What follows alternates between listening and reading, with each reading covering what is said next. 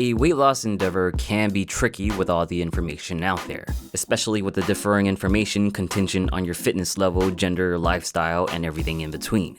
But there are a handful of fundamentals that, regardless of one's background, should be addressed. In this video, we're going to look at 3 fundamental weight loss tips that everyone can and should apply to their weight loss goals. Number 1, lift weights and do cardio. Weight training and cardio are often prescribed for different goals. Cardio tends to be the one prescribed most for losing weight. The truth is, a combination of both might be the best answer. One study in 2012 found that resistance and aerobic training combined was able to increase fat loss more so than aerobic cardio alone. The combination also resulted in a gain of lean mass, such as muscle, while cardio alone resulted in a loss. This is especially true for beginners. Muscle's higher metabolic cost also means more calories burned. The significance of it, however, is still up for debate, but it's still better than holding more fat anyway. If you do choose to do both, do them on separate days so they don't affect the performance of each other. But if you have to do them within the same workout, then you should lift weights first and then cardio, as there is less carryover fatigue. You can check out my video on the topic here if you want more details. Number 2, choose a diet you can stick to.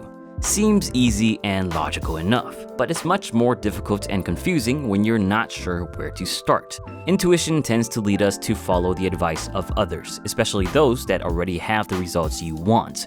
However, what might work for them doesn't mean it will work for you. It really boils down to one factor: adherence. A 2014 meta-analysis looked at 48 studies that followed numerous popular diets lasting 3 months or longer. The first thing they found was that having any type of diet is better than none at all. A structured approach should certainly beat out just winging it. They also found that restrictive low-carb or low-fat diets were associated with the greatest weight loss, but not significantly different to every other calorie-reduced diet as long as the diets were maintained. That led them to conclude that their findings support the practice of recommending any diets that the individual will adhere to in order to lose weight. In practice, this means testing out different plans that suits your preferences. That could be keto, high carb, or even intermittent fasting, or anything else. Adherence and calorie reduction are the biggest factors.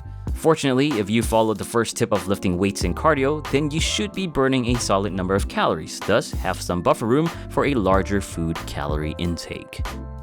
And before we get to the third tip, a quick shout out to my merch store. If you're enjoying these videos and want to support and rock the PictureFit brand, come take a look at all the cool apparel selections I have up on Teespring. Also, for a limited time, use the link in the description below to get 15% off your purchase.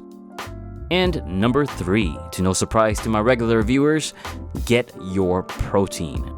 Although the previous meta-analysis did not focus on protein intake, I wouldn't be surprised if protein was high or remained largely unchanged in the diets, considering much of the focus was on carbs and fats. Regardless, the benefits of protein during weight loss has been well documented. 2 benefits being protein's increased effects on satiation, making you feel full quicker, and satiety, making you feel full longer compared to the other 2 macronutrients, carbs and fat. Such an effect will translate to fewer calories consumed per meal and longer periods before eating again, 2 nuanced problems commonly haunting weight loss endeavors. One study even found that increasing protein intake from 15 to 30% of total macronutrient intake was able to spontaneously reduce calorie intake by 441 calories.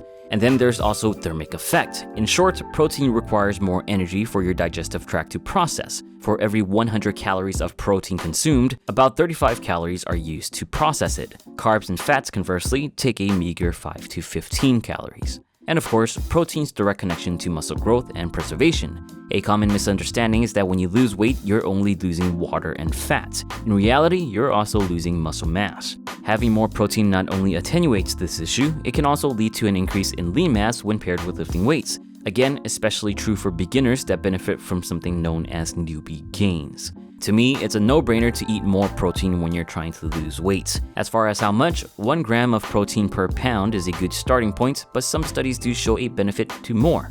To get a better understanding on the matter, feel free to check out any of my protein videos.